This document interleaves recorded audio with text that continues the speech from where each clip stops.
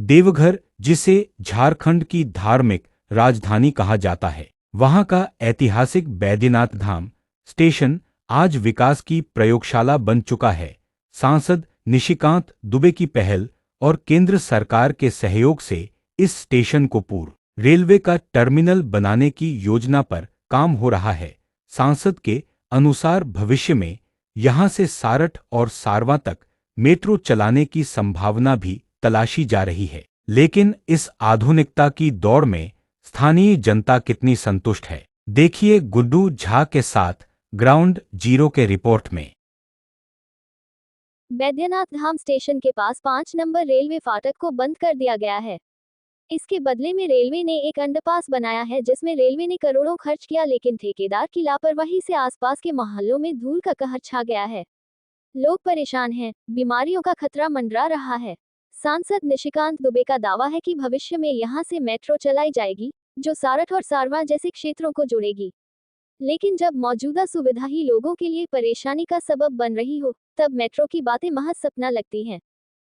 और Baidyanath Dham railway station जो पुराना रेलवे स्टेशन है, और इसके साथ आपको पता है कि यहाँ सत्संग आश्रम है जिसकी आस्था जुड़ी हुई है, क्योंकि अनुकूल चंद ठाकुर जी जो है पहले यहीं उतरे थे, तो प्रत्येक साल सालाना जो कार्यक्रम होता है वो बैद्यनाथ धाम रेलवे स्टेशन आते ही है।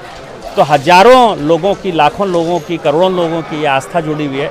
उस आस्था को हम करेंगे, और बाद में भविष्य में यदि कभी भी मुझे यहाँ से सारमा होते हुए चित्रा रेल लाइन में जब जोड़ने की बात आएगी, या कभी ये देवघर शहर जैसे एम्स आ गया और एयरपोर्ट आ गया, यदि ये बढ़ेगा तो इसको जो है मेट्रो के तौर पर, यदि एलिवेटेड मेट्रो के तौर पर हमको डेवलप करना होगा, तो मुझे बैद्यनाथ धाम रेलवे स्टेशन की आवश्यकता है।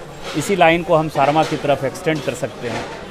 तो इस कारण से उसके विकास के लिए हमने कहा है, और मुझे लगता है कि इसका प्रपोजल आगे बढ़ेगा और इसको अमृत भारत स्टेशन में शामिल पूर्व करके। रेलवे ने अंडरपास बनाने के लिए लाखों खर्च किए, जिसमें एक अंडरपास का काम पूरा हो चुका है और आवागमन शुरू कर दिया गया है। वहीं 6 नंबर क्रॉसिंग के पास अंडरपास के लिए सड़क निर्माण का काम चल रहा है। 5 नंबर रेलवे क्रॉसिंग को पार करने में कोई जाम नहीं लगता था, लेकिन जब से अंडरपास बना है तब से घुमावदार जगह संकीर्ण रहने के कारण अक्सर जाम लगता है। अंडरपास से गुजरने वाली सड़कों पर किसी तरह की कोई लाइट की व्यवस्था नहीं रहने के कारण शाम होते ही यहां चारों तरफ अंधेरा हो जाता है, जिससे अपराधी गतिविधि की भी संभावना बनती जा रही है। रेलवे के डीआरएम ने बताया है कि बैद्यनाथ धाम स्टेशन काफी पुराना था, जिसकी पटरियां काफी ढलान में थी, जिसे उठाने का काम किया गया। साथ ही लोगों की सुविधा के लिए अंडरपास का निर्माण कराया गया है। इसे पूर्व रेलवे का टर्मिनल भी बनाया जाएगा, जिसमें रेलवे 40 करोड़ रुपए खर्च करेगी।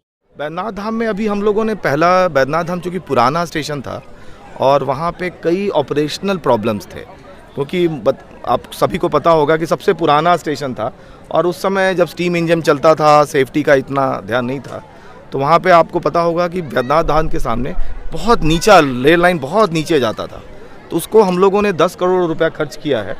और अभी आप जानते होंगे कि हम लोगों ने बैद्यनाथ धाम का ट्रेन भी बंद किया था उसके लिए, और जसीडीह बाईपास काम करने के लिए, तो वो काम पूरा कर लिया गया है।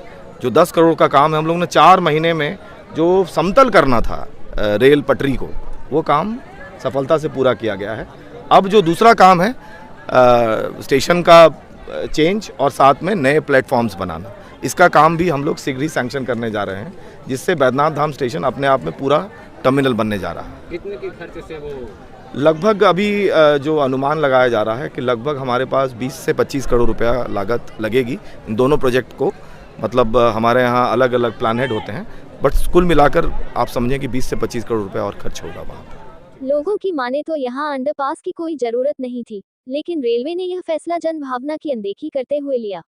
इस पर करोड़ों की लागत लगाई गई, लेकिन न सुविधा बढ़ी, न ही रेलवे सुरक्षा सुनिश्चित कर पाए। देवघर से गुड्डू झा की रिपोर्ट।